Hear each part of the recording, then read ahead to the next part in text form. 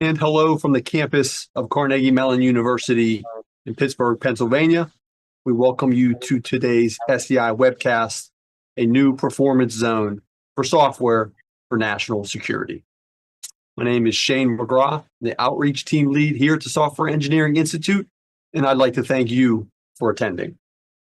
We want to make today's webcast as interactive as possible, so we will take questions throughout today's stream. And again, at the end of the presentation, when our panelists are done, you can submit those questions in the YouTube chat area now. And again, we'll get to as many as we can. We did get a number of questions prior to the webcast, so we'll work in some of those questions as well. Now I'd like to introduce our panel for today. Hasan Yasar is the technical director of the Continuous Deployment of Capability Group in our Software Solutions division here at the SEI. Hasan leads an engineering group to enable, accelerate, and assure transformation at the speed of relevance by leveraging DevSecOps, Agile, Lean, AI, ML, and other emerging technologies to create the smart software platform/pipeline. Joseph Yankel is the initiative team lead of our DevSecOps innovations team.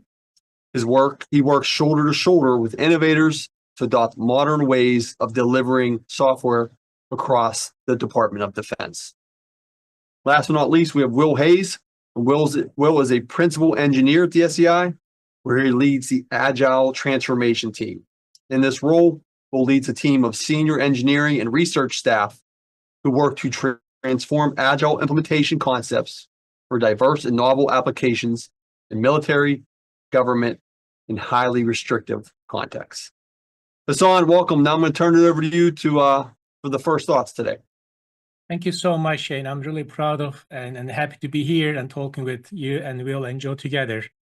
So I think let me start first why we need those webinars, what is really happening in this space. And as you mentioned, I have been DevOps and DevSecOps Agile space almost 15 years. Actually, more than that, I have been doing a lot of work in that space. But since as an SCI, we have been a lot of work in this specifically Department of Defense and dealing with the very cyber and weapon and very complex systems.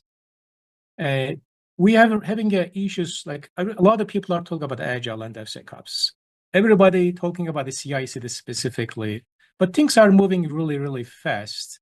And our goal is really meet the needs of the warfighters. And if you look at the latest memo that came from the Mr. Hexad about the new software acquisition pathway that we have to use as the preferred methods to meet the needs of the warfighters on the mission on the field, it's really telling us a story that all of us, we have to deliver a capability that timely, and affordable, and reliable. These are really three values that we have to think about it. Yes, we are using DevSecOps methodologies. We have to continue. We have to think about Agile practices as a process pieces in it. But still, we are not able to meet the needs of the users and warfighter in the field. I'm going to open up why we cannot meet that yet. So we are using new technologies and new tools and ideas. Still, we are not able to meet the needs. Why we cannot do that?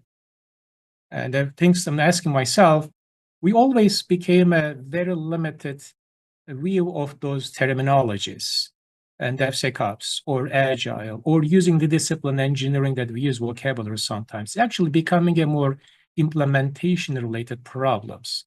But instead of looking for implementation problems, we start invent new vocabularies, like a platform engineering, like using an SREs. But always we have to really step back and say, what is the role as a software engineering that we as an SCI, we have in this space for almost 40 years. This is actually our 40th anniversary. We have been saying there is a software engineering principles that we have to follow. But the techniques and process, it will evolve. Like we had CMM at the past, now we are using the DevSecOps, we're using Agile, we may use new ideas in the futures, but we are keep building those concepts on top of each other's. So when we look at that perspective, again, what is really failing, it is becoming an implementation-related problems. And such that sometimes we are focusing very limited definition of CI/CD. We say, I'm going to buy that tool, implement it, and I'll have a DevSecOps environment now but without any observability of the pipeline, doesn't mean anything. Or I can buy a tools and build it, but if my system is not compatible for that environment, I cannot do that either. Or I can use those tools and then maybe my technology is enabling, my tool is okay, I can go faster, but faster doesn't mean we're going to fail on the mission. Faster doesn't mean we're going to sacrifice the quality. And we have to think about those perspectives and overall ideas to set the stage and move forward. These are things we would like to discuss on this webinar. And also, I would like to set the stage. We're going to dive into the particular topic as a follow-on webinar series that we are starting as a first time today. And then we're going to continue deep dive on particular areas such as how to handle the risk and agile planning together, or how to tackle the software supply chain with DevSecOps, or how to look at observability pieces. These are the topics that we would like to tackle in detail in a monthly basis. So our audience, if you're looking for a specific particular idea, you would like us to really dive into it, we will continue our series, and every month we'll tackle it. We're going to work with our partners from the OD or as well as industry collaborators. We're going to work together and building up a series of how-to pieces. It's really important to know how to implement those practices that we have been seeing a lot in industry as well as the community. That's what we fail. We always say what it is, but we don't know how to implement it. Let's tackle those how-to pieces more exemplary, more guidance, more guidelines. Let's get it over. Otherwise, we're going to become a captive of tooling. We can have to change those persona, think about how to implement it, what are the best practices are.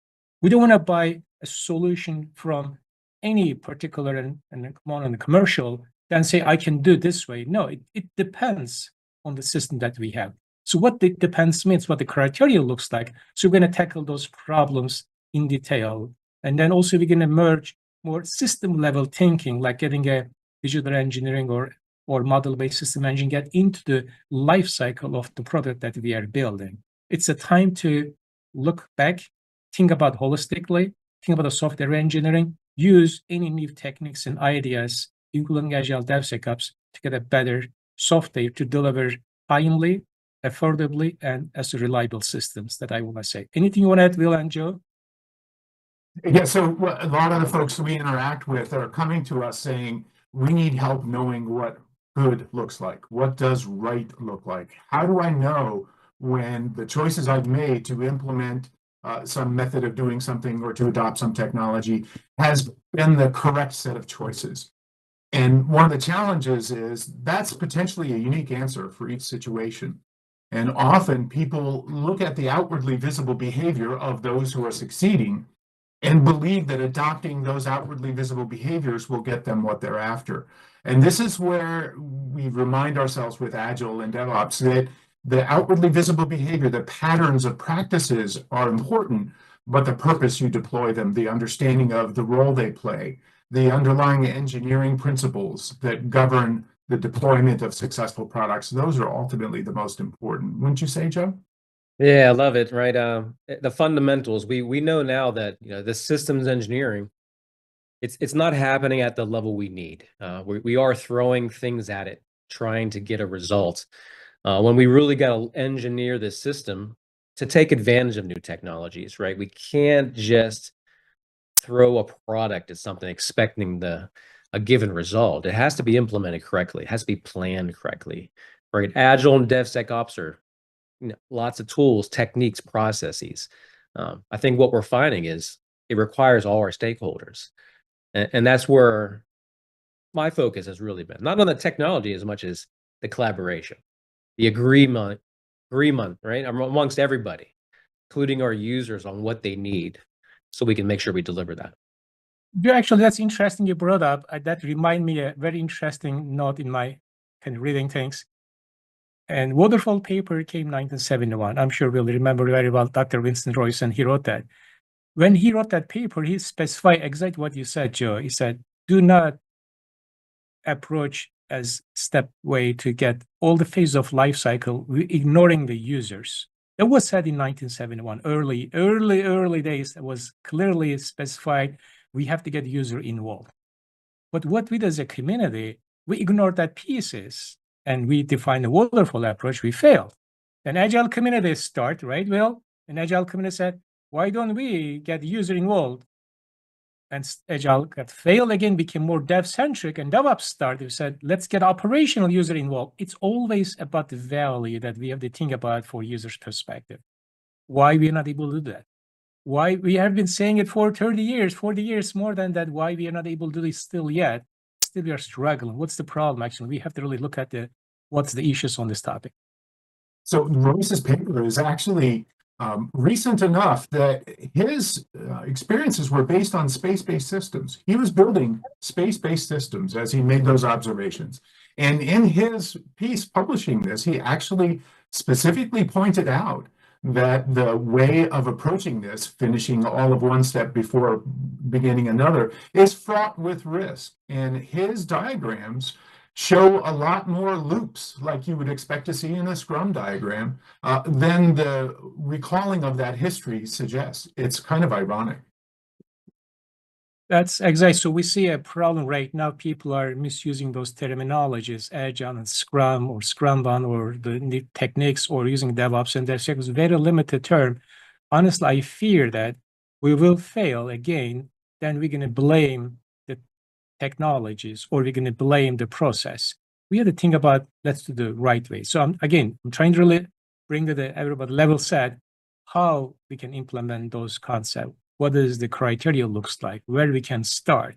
Maybe it's a time to look at the questions, and Shane, if there's anything we can do, otherwise we can talk hours and then give in details. Yeah, as I mentioned earlier, so we got a number of questions prior to the webcast. So one that Cheryl has sent in is, what do you consider as the benefits and risk of using automation in continuous integration, continuous development pipelines in secure systems?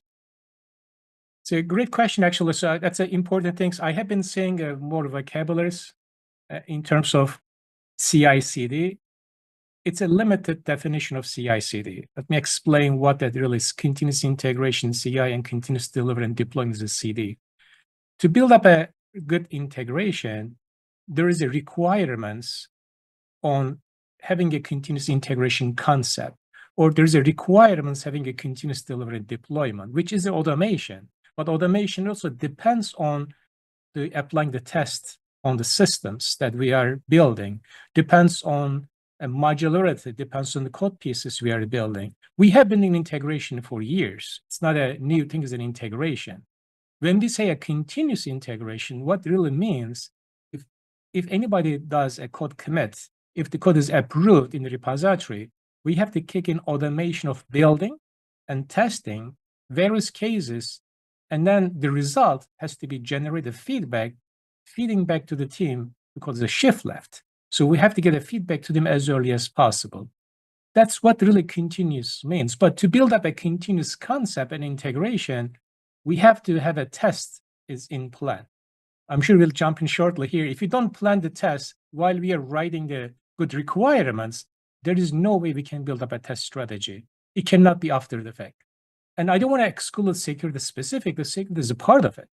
And as by software engineering principles, security is one of the quality attributes. We always add afterthought in this process. We should think about at the beginning, how are we planning our product as good quality, like as performance or modifiable or modularity, all these quality attributes. Security is one of them. Why don't we do that? Because we don't plan accordingly. We don't add into our sprint planning. We don't add into our right testing that we're writing. I bet anybody, we don't know how to write a good stories. We don't know those principles that we don't add it. So the risks is huge if you don't do continuous integration without having a security in it.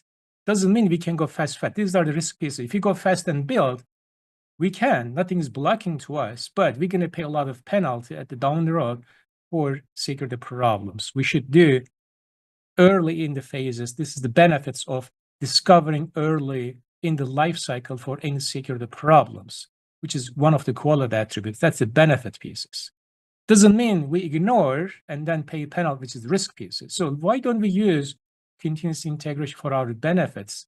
Learn early, discover early, get a feedback early, address early while our engineers are building the component of that particular systems at the time of their working on it. So that logic is very compelling. And I don't think people would argue with it on an objective basis.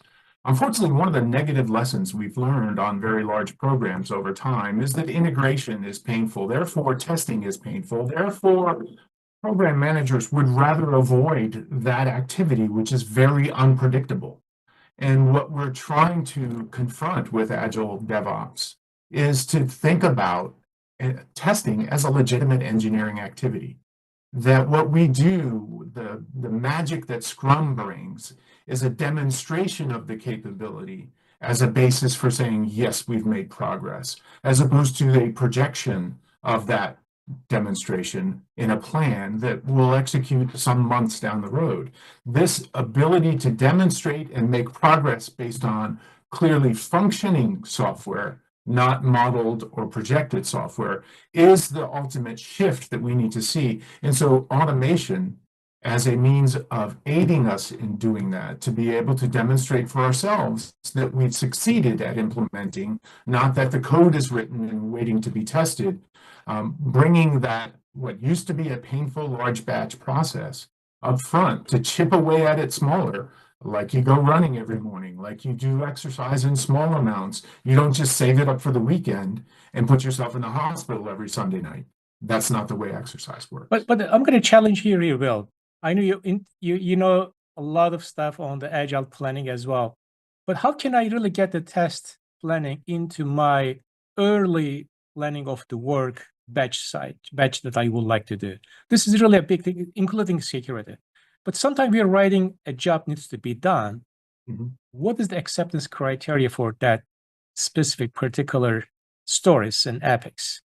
So Things are really starting from that point, isn't it? yeah, so there is a vision of architecture, a view of design that comes from the people who are building these pieces and have layers of capability that enable other capabilities that are laid on top of that. That is a very important decomposition of the system you need to have. But what we're bringing with user-centric design, with things that involve a lot of collaboration, is a model, a view of the system from the perspective of the other systems that have to interact with it and the users who use that system, not just satisfying the design idea of a person who has that developer's view. It's a merging of perspectives that becomes more and more necessary as the scope of our systems grow the way they've been growing. What do you think, Joe? Everything you're saying, I'm agreeing with. There's this element though that might be missing is how we as maybe government and DoD do the oversight of this, right? The things we're seeing is this requires all hands on deck for planning, right? To do a test, I have to know a lot about this system, and all my stakeholders have a say in this. This is what's usually missing. The folks that have a say, let me go back in. We absolutely need automation. The risk of not doing it is high. The risk of doing it is, there is no risk of not doing it. You must do this. And I'll get back to why. It's because we enforce quality and security right through this continuous integration delivery process. It's where we bake in quality and security. It's where all my stakeholders, all my experts agree that these automated processes are enforcing our quality and security standards. Okay. So this just has to happen. It's very complex, though. I say it's complex because all these folks have to come together and agree upon how we're going to do this. Typically, we're going to have a prime vendor do this, and then we might have some kind of validation verification. Well, this is going to be the standard coming forth, right? Katie Arrington, the new CIO to Pentagon, just said, we're going to streamline this. All right. To quote her, she said, we're going to eliminate RMF. I need to be fast. She has 3 things she cares about. And I believe this is where it's going to be what matters. Prove that you've used a secure by design process to develop this system, right? Validate that. How do we validate this? It's going to be through agreement that our automated processes do this. We're going to get into software attestations and things like that. Better methods of automating the agreement of what should be done, right? Policy forced via code. Are we secure by design means are we using zero trust concepts, right? Again, this is early planning. You don't tack this on. You don't just integrate with legacy systems and get zero trust. Now I need a system engineer. Okay. And lastly, and this is the most important, we've all seen this last step is this day 2 operations concept. How am I continuously monitoring? Now that I don't just, hey, here's an authority to operate for a year, which the insiders think that's not a great term, right? Hey, you're good for 1 year, go about do your business. That's not the approach. We want to know, am I good tomorrow? Am I good in a week? So what we're talking about is continuous. How are you continuously monitoring the risk out there? What's your plan? Show me your plan for fixing it, dealing with that risk. And so automation is critical.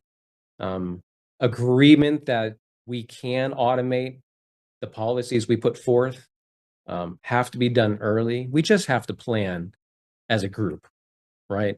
When the problems arise, get everyone together in the same room. Everybody agree upon how we're going to implement these solutions. Then we would come a long way towards getting this done quicker. I'll pull a thread on something you mentioned a moment ago, system knowledge, the knowledge about the capability we're aspiring to deliver and the context in which it's going to operate. That is a very critical resource for government programs to retain. What happens in the absence of that system knowledge and familiarity with what is important to the user base is that the people charged with these very incredible fiduciary obligations, they're large amounts of money, they're huge stakes. When they don't have the system knowledge they need to be armed with, they easily become disenfranchised. They have to constantly defer to other technical authorities because they're not sufficiently skilled or armed with the things that it requires to do that job well. And no one goes to work saying, I want to do a bad job today. And so these folks that we're working with are really eager to find ways to make sure that they're deploying the best they can personally, because they're in this for the warfighter. Many of them have multiple cars, but none of them are brand new Mercedes. I assure you, people aren't in this line of work for the money. They're here for the mission. And that's a pretty awesome motivator for us. It really keeps us going at the SEI as well. Right. I've got a couple thoughts here as well. Going back to my initial statement, it goes back to the why we need that. So DevOps really started for 3 reasons. One, delivering a capability in the short time, shorten the time for writing or getting an idea to the operational users, not a dev, literally user hand, shorten that time. The second motivation was finding errors early in the life cycle. That error has a secret in it. The third one, very important one, Joe brought up as well, and Scary Arrington said as well, about operational pieces. If something happens, whatever we do, it's not 100% guaranteed that everything will work as expected. It's impossible. There is no time and money we can build up a system will be bulletproof. It's impossible. With this new libraries and software bill of materials, in all the CVs and stuff, it's very difficult to build up those systems. But if something happens, we should be able to respond back into those outage as quick as possible. So 3 reasons are really motivation for DevOps, how it started. When we look at the 3 reasons, it is requiring automation definitely, requiring a system level thinking definitely, requiring a modular as a definitely, having a modular as loose couple architecture, which is one of the manifestos and Agile principles. These are important pieces to achieve. So overall, yes, it is important, but it really depends on overall system level thinking. It depends on the pipeline, how we set it up. It depends on the module that needs to be done. It depends on the system that we are building. That's what we should think about it. So we had another question from Sean and just added to the chat. And I think Joe just touched on this a little bit, just to be sure, though, if we can answer it. What are software quality and independent verification and validation activities that you would recommend for a DevSecOps environment? Hasan, can we give that one to you? So I'm going to start at 2 levels, actually. One is how do I know my pipeline is great or secure, which is the verified pipeline, if I understand correctly in the question. I'm going to make sure that my pipeline does what it's supposed to be. The second one is we are building a product in the pipeline, so we have to make sure that the product is also meet the needs. So let's look at the pipeline first, the infrastructure layer. If our infrastructure is not connected if our infrastructure is vulnerable, no matter what we do in our product building, it's going to get vulnerable or affect our ability to deliver timely. So we have to make sure that our pipeline is integrated. We have to make sure that we are monitoring our pipeline continuously. When we say monitoring our pipeline is who's accessing what the version that we have, which libraries that we are using it, what the component. We have to really treat our platform as another product that we use. There are a lot of incidents really happen in the platform layer that we build. If you look at the approval process, and in DoD specifically for ATOs, and we are looking for a platform layer approval, which is a product that we use. More specifically, some programs are using the container-based images as an example. If you use the container-based images that we use, we have to approve those libraries as early as possible. So verification, validation is really make sure that our pipeline does what it's supposed to be, but we have to monitor for any abnormal activities in the pipeline. Actually, SCI has an open source product that we released called as a Depoler. It's an open source, given ability look at the pipeline, see how the pipeline is working as expected. What pipeline is delivering a capability at. Now, when we look at the product that we build, there is a 2 level of verification validation. I'm sure we'll chime in shortly as well. So verification is how are we building the right product to meet the needs as the requirements. So we have to verify requirements with the product that we are building. And also we have to look at the validation of the product, which is actual working product. Is it supposed to do what we planned it? Let's run it. So we may do the verification of the product as in the pipeline, look at the requirements, look at the test cases, and look at the test outcomes while we are building the product.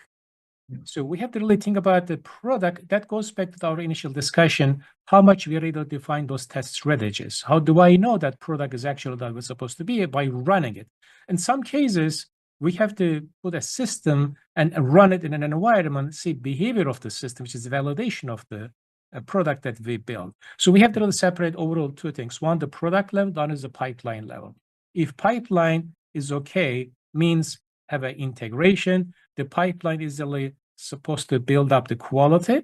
So we can really look at the cycle time as an example to measure our pipeline quality. If I have a good cycle time means how long does it take to build it?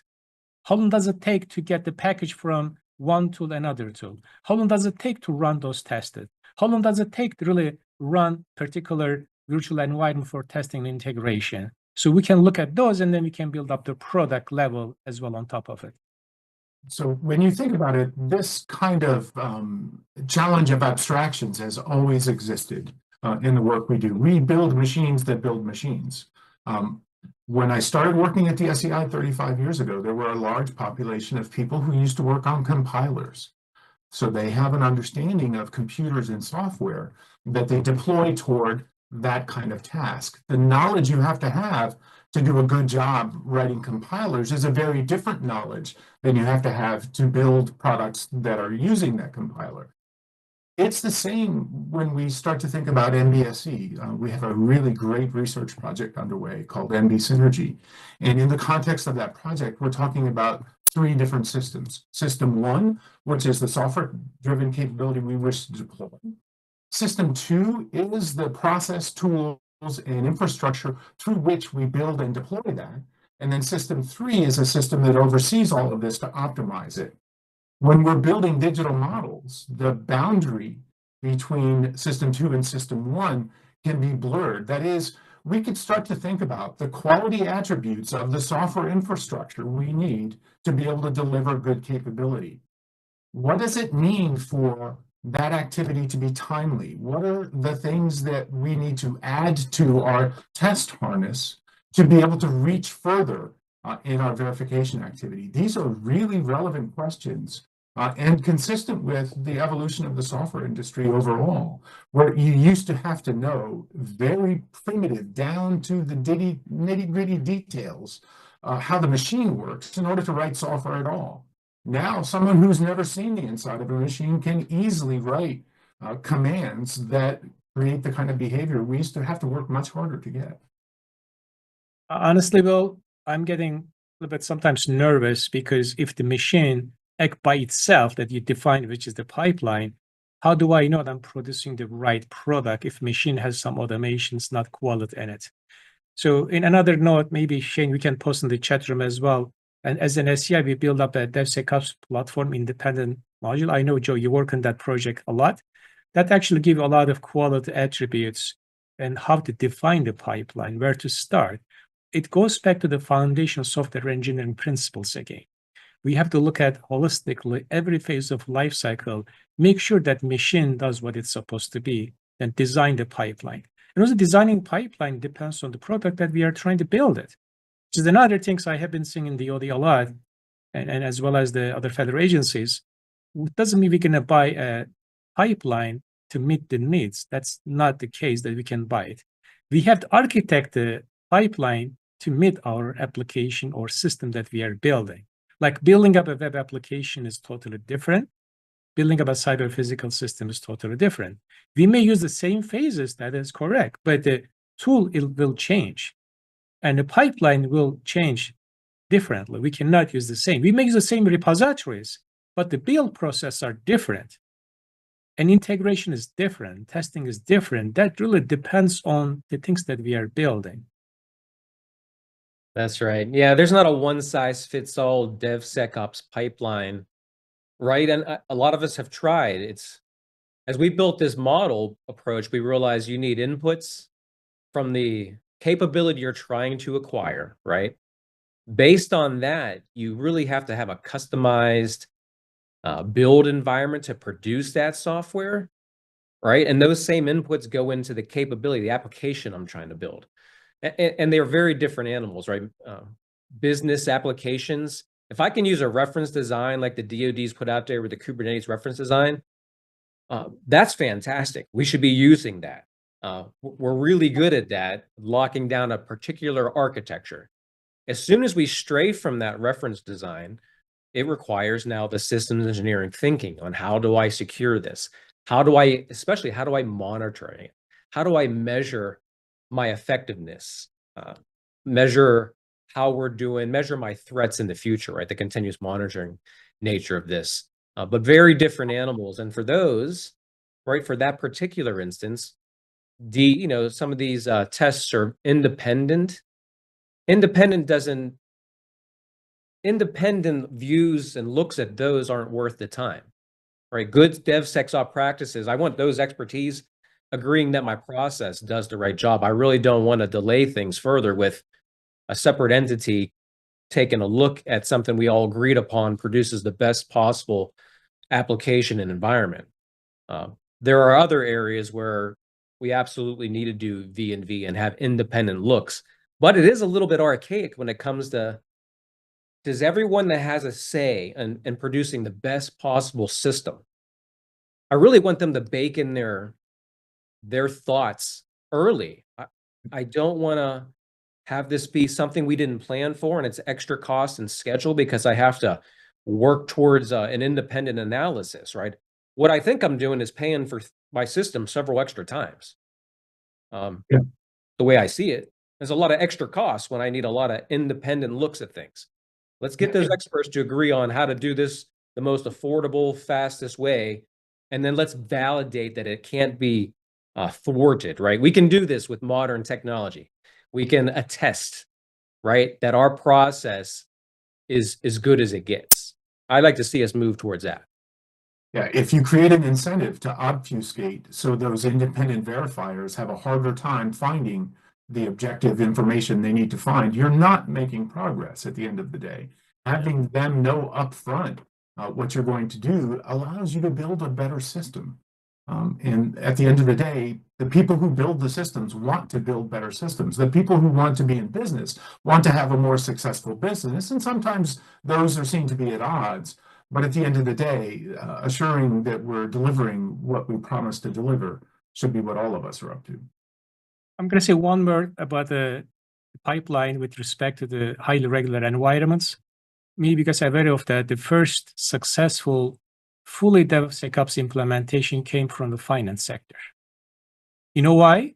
Because the finance sector, they were able to produce the evidence automatically from the pipeline than the authorizing officials, and they were able to approve with based on the SOX compliances as automatic generated. So if you have a pipeline, then pipeline should generate artifacts automatically. If you have a pipeline, Yes. should track the changes, who is doing for what. One of the attributes I always mention in my class at the CMU, pipeline should give you full traceability from end to end. That's Isn't right. that one-on-one configuration management we discussed for years? We should think about the traceability from beginning to end. If I have traceabilities that I can generate on the pipeline from beginning to end, requirements to the deployment, we don't want to see just a CI building. No, it's a limited term from case that created, then running in the production environment. We have a full traceability we can see and then generate those.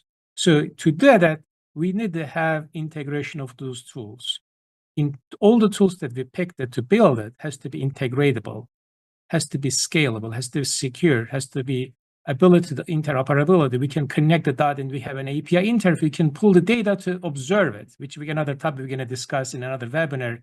What is the next, which is observability of the pipeline.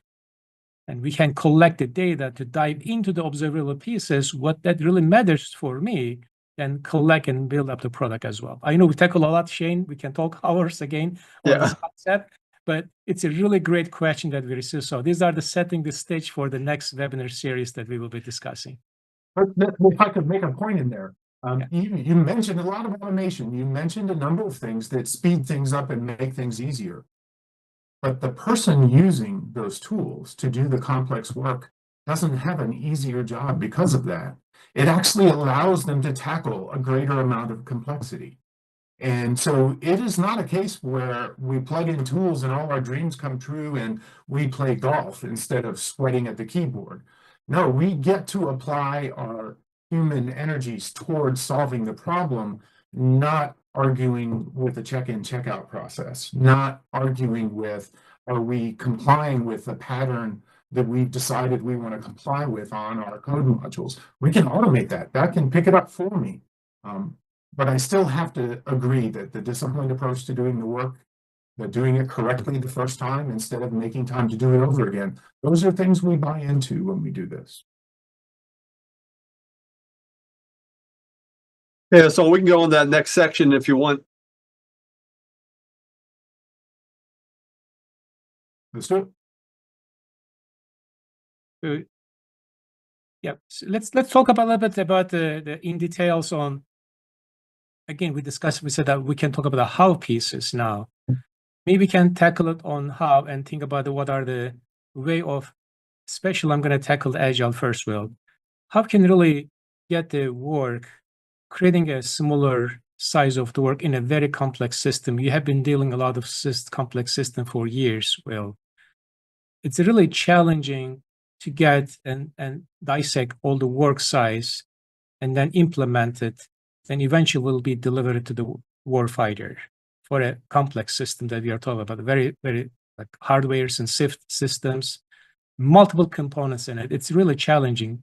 Maybe we can start at level and see how we can implement it and how can we tackle those. Everything starts from the planning. Maybe we're going to say a few words about the planning. Yeah. So when Agile and Scrum was one of the more visible implementations of Agile concepts that became apparent to DoD. The first questions were really, is it legal? Can we do this?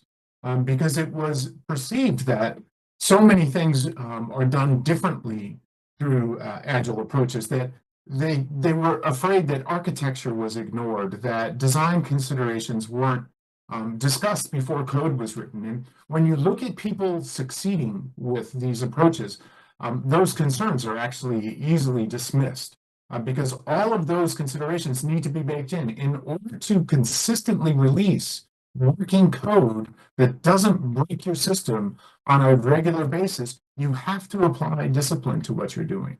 And so when someone asks, what does a 1 week worth of an aircraft carrier look like because you're doing things in 1 week sprints, it's a completely different kind of decomposition. The notion of a work breakdown structure from the old days is a slice of the system that's quite different from the iterative, rapid incremental delivery model that we have.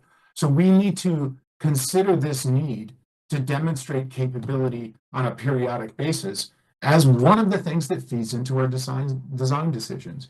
It's one of the things that allows us to have a firmer foundation for the work we've done and a higher confidence for the priority of the next thing we're going after.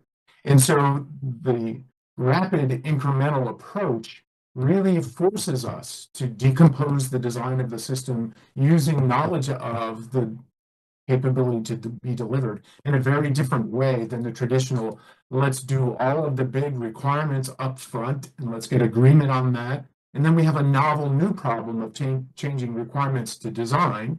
And then we get all the design done and we have a novel new problem of changing the design to implementation. Each time we're essentially redesigning the system. What we're trying to do is get from concept to delivered capability as fast as we can, and then rinse and repeat. That's the Scrum message on it. Kanban and other methodologies would also demonstrate for you how showing the user and getting their direction on what to do next is a pivotal part of what we're doing here. That's the only way you can make sure that the rapid increments you're doing are worth continuing. Hasan, did I get the question? That's a great, because that really remind me again for the key elements on the software acquisition pathway. It was now it is preferred way to build up a systems.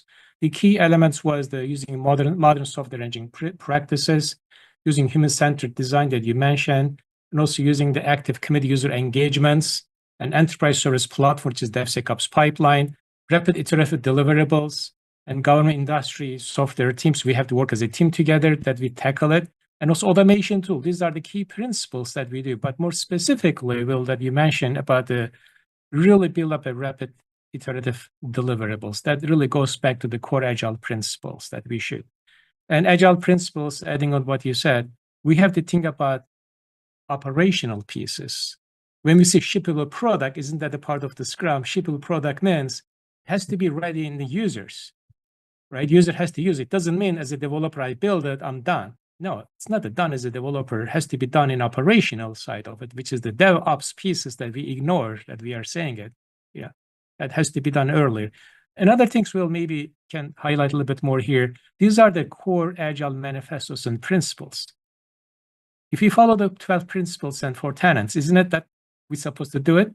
There is a continuous integration delivered as part of the manifestos, isn't it?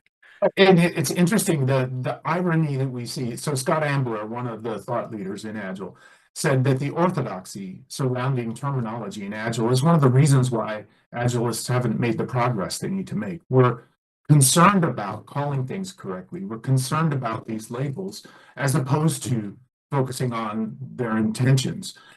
People who put out the Scrum Guide talk about delivering product twice as fast half the time. They're focused on the outcomes. They're not focused on, are you holding long enough Scrum meetings?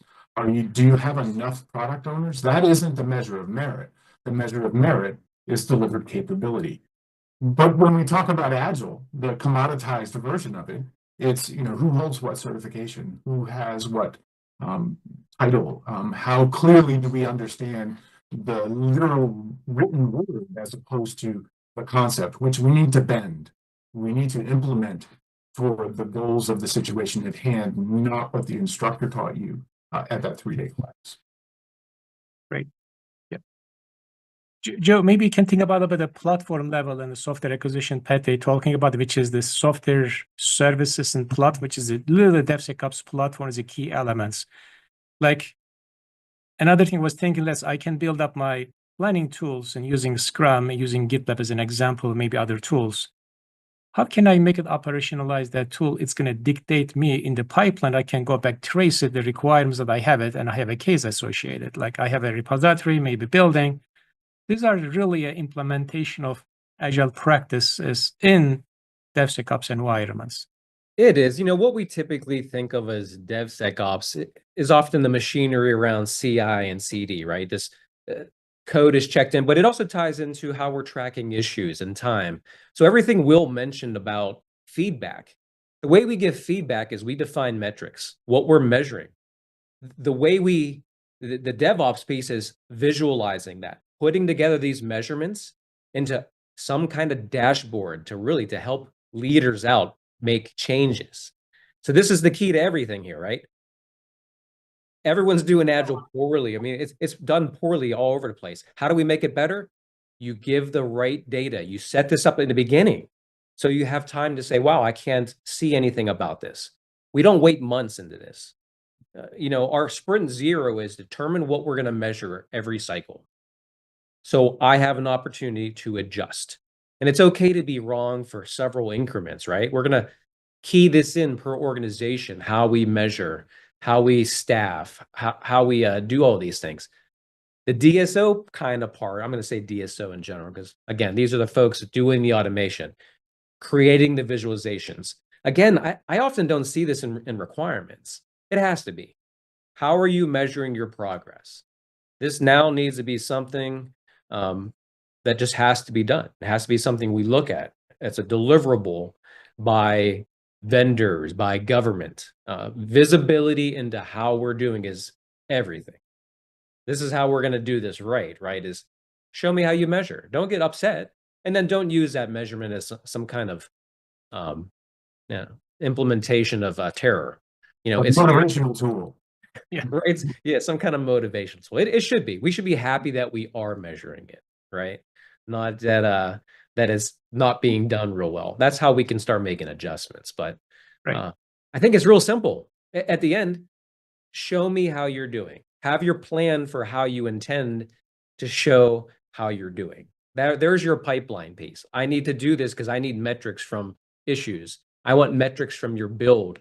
I want metrics from your cybersecurity scan. All those give me a sense on how we're doing. Are we going to meet schedule? Or do we need to put more effort into this or that, right? It's through metrics. And we don't need to invent metrics. We know them, right? Some of these tools have them for you, but I need them in one place. Again, this is something you have to build. You have to build some customized looks, dashboards, if you will, of this data.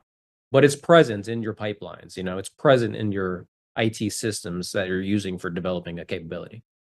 And you should measure the effectiveness of that pipeline you build. There are a lot of organizations that measure the experience of the users, that is, the developers, who are constantly checking in commits or constantly checking on libraries. The utility of that pipeline for your development community is essential. It is worth investing in having your workplace be an awesome place to work because people will produce better products. Trust me, we have teams that demonstrate that. When you love what you do, you're going to work harder at it because of your passion, not because someone has created a tool that won't let you log out until you've spent X number of minutes. No, the purpose is to have a low drag approach. So the things at work don't get in your way. They aid you in doing what you're doing so you can be awesome at your work. I think end of the day, we have to bend the tool to serve our needs. That's really important. Really, as a takeaway, there are many tools available. As long as if you're able to bend the tool to serve our needs, collecting the right metrics and building up a traceabilities, building up a connectivities, that really give us a full visibility and as well the collecting right data set to measure how are we doing well, how our application does well. It's really important. Otherwise, we're going to stuck into the tooling perspective. I'm going to slightly change a little bit more into the how pieces a little bit again, we have been saying. And I have been saying it more kind of a new term that we start to use as in the community.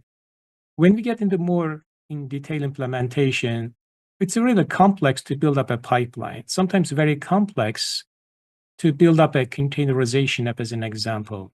It's very complex building up a Kubernetes deployment environments. With that complexity as a community, we said, let's build up another platform engineering concept to solve this complexity. It's a problem that we need to work on it, but it doesn't mean everybody learn everything. This is a misconception I have been seeing a lot in the DoD as well as the community. DevOps doesn't say everybody has to learn everything. Agile doesn't say everybody has to be an Agile. It says let's work as a team together. Going back to DevOps, we have to make it our job as in a DevOps way. It's a mindset. But the implementation, it will change, depends on Kubernetes, depends on other technologies. So we really think about ourselves what needs to be done, who are the skill set or who are the people they can help us to work as a team together. So like, yes, I need a Kubernetes platform. Let me work as a team to build up those concepts instead of creating another team structure and dedicating it. We are basically creating more siloed. So maybe you can tackle a little about what the Agile team means, how we can build up a team structure, and with the right skill set. Doesn't mean we're going to silo another team member, which is against the concept that we have been talking to. So, Jocko Willink is one of my favorite authors in this area. He wrote a book called Extreme Ownership. And the cultural aspects that contribute to team performance are very profound. Some teams, when the ball is thrown in the air, all 5 team members are jumping for it because we're going to get that ball, and together we're going to get it down to the other end of the court and put it in the basket. And we can all jump for it without one of us knocking the rest down, without anybody getting injured. Other teams, they wait for the ball to fall to the floor and roll to the victim who has to then pick it up. You can imagine those 2 different kinds of teams. The team that wants to go for the jump ball and succeed together is a lot more fun to work with. And when you have a team like that, the getting methodologies understood and taking advantage of them is not the challenge that it seems to be in the other situation where you have to roll the ball at somebody to get them to do something. So until you address psychological safety, until you make it so that we're all working together on this at the team level, it's very, very difficult to get people to venture to try something new. And their fear of not succeeding with this new thing will keep them from trying it. And so getting the implementation at the team level, the most important ingredient I've seen is psychological safety. No amount of fancy lecturing or slideware will address an absence of psychological safety. It really has to come from there. Absent that, there are people who have grown mechanisms and defenses for surviving in hostile work environments. Plenty of them do it every day. There's going to be a limit to how far you can source the goodwill of all those folks to try a new thing. It's going to be on you as the leader, if you don't have that psychological safety, to be accountable for all of the things they need to understand, because you can't presume that they're going to take a risk and try something out without your specific instruction. You want to really work on that. That's another note that came to mind. We had a DevSecOps survey we have been doing for years, and one of the survey actually we asked about the happy developers. And interestingly, whoever has a DevOps environment, fully end-to-end DevOps environment, and that in that organization, developer or team members are more happier than others. The happiness was more than 80%. It was very interesting. That struck me. That's really telling me it's a teamwork. It's a people. It's a team sport. Software engineering is a team sport now. It is not a siloed activities. We have to work as a team together. It's not necessary everybody knows everything. It's required. Let's make it DevOps way. Let's work as a team, building up the right skills, get the job done. That is really a key point we should remind ourselves. And it's a learning, it's a continuous learning. And if the organizations are making an ability to let the people learn, explore new ideas, new techniques, that's what we should do. But always we should remember ourselves, it's a software engineering life cycle and holistic. We have to think about a system level perspective. So I know we are taking a lot of time. Shane, is there any question that we need to address? Well, we did get a good question prior from James Hasan asking how to convince decision makers to adopt new practices in a time of shrinking budgets and staff. How about that one? Oh, that's a fantastic question. I will say a few words and handing over to the John Will. Yeah. That's actually a question I always ask in my class too. I said, if you're become a DevOps engineer in the CME, you learn that and you're graduating, how are you going to convince your manager to buy your tools? How are you going to convince your manager to using new techniques because they used to have an old way of doing it for years? I always say, like, start from a small work and try to show an evidence. We don't want to give it a good wishes that it will work better. Trust on me. No, trust comes with the outcome. Trust comes with the deliverables. I really advise our organizations or a leadership, or a people would like to really experiment new techniques, new ideas, start with a small project, show as the benefits of that projects that you apply Agile techniques, DevOps, maybe platform engineering, maybe SREs, maybe chaos engine, whatever you implemented, show the value first. Value means is really impact to the deliverables, impact to the users. That's what the decision makers are looking for it. Value means about the business. If you ignore the business as an impact, there is no way that we can justify our new techniques and new ideas. End of the day, it's about the value for the business. Now, right now, most of the security folks are struggling, that I have been working with the community right now actually closely. If we are not able to quantify a security as a business impact, believe me, nobody will invest their money to the security. Even the users, if you say, hey, users, give me more money, I will add it, probably they will say no. But if they don't know it, the impact, and it's about a trade-off. So somehow you're not able to quantify what the value means for a business. So I'm going to hand over to the Will again, and we'll tell you what the value means about the business, because that's core principles of Agile we have been saying for years. That's an impact. We're going to try to impact the business. Then we can justify our existence of using new tools and new techniques. So there was a saying, no one knows the value of much, but they sure know the cost of things, right? Watts Humphrey once told his team, if you get into an argument with an executive about ROI as you're trying to get them to consider a new idea, you've already lost. We can spend a lot of time trying to create a reliable baseline of performance for the pre-intervention condition. We're never going to have full significant decimal precision on these topics. And so I think the most important part of the message you gave, Hasan, is connect to why we're doing this, connect to the outcome that matters. And if you can't make that connection, then I don't know why we would adopt this tool or buy this technology. And if I need you to make a PhD dissertation case before I'm willing to spend $100 to put it on my server, then you've already lost the argument. Another one is actually, I give another argument. If I don't do it, what will be the risk? If I don't do it, show me that if I don't do it, if I'm able to, as kind of not delivering monthly basis, what's the impact? If I'm able to address the incidents later than 60 days, what will be the impact? If I don't do it, what's the impact? That's basically another way to think about the justified our new tools and new techniques. Change something. Yeah, it's very hard to do that. Another thing. Go ahead, Will. Salespeople use pain, risk, and uncertainty to convince you as a defensive move, you should buy what I have to offer you. It's kind of hard to do that with DevSecOps tools. I say if you have to convince leaders of why to do this, you're too big. You're just too large of an organization. You probably know if you ask that question, you're probably sitting there. We got all this. The middle and down wants to be fast and do this, but your org's too large because there's too many folks making decisions without your input. That's what's happening.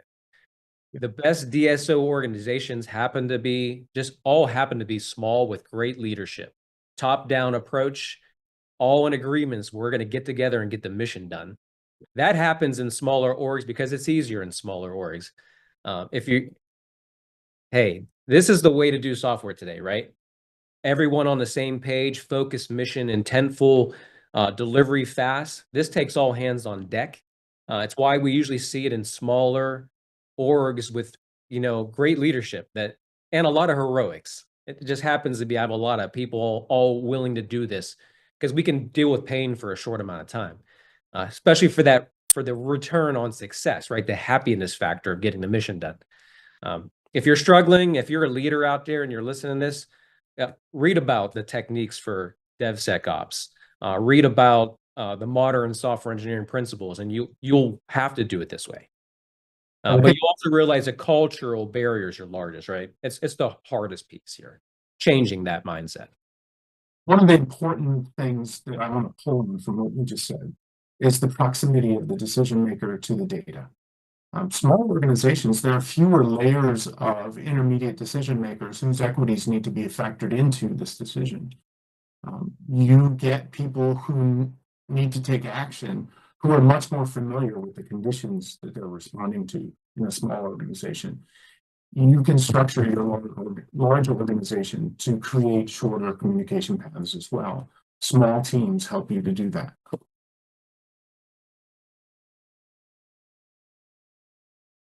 Hey, great discussion today, guys. We're just about out of time. Hasan, I know you have a couple more webcasts queued up, so we're looking forward to these future conversations. But I really appreciate Will, Joe, and Hasan you sharing your expertise today. And we thank everyone for attending today's webcast as well. If you found value in today's talk, please share the archive, hit the like button below the video window in YouTube.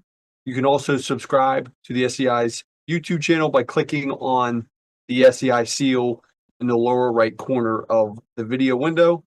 Our next presentation will be next on May 14th. Our topic will be I Spy with my hacker eye, how hackers use public info to crack your credentials with Destiny Marie Plaza. Registration information is on our website now and will be emailed out as well. Any questions from today's event or interest in collaborating with the SEI, please email info@sei.cmu.edu. Thanks, everyone. Have a great day. Thank you.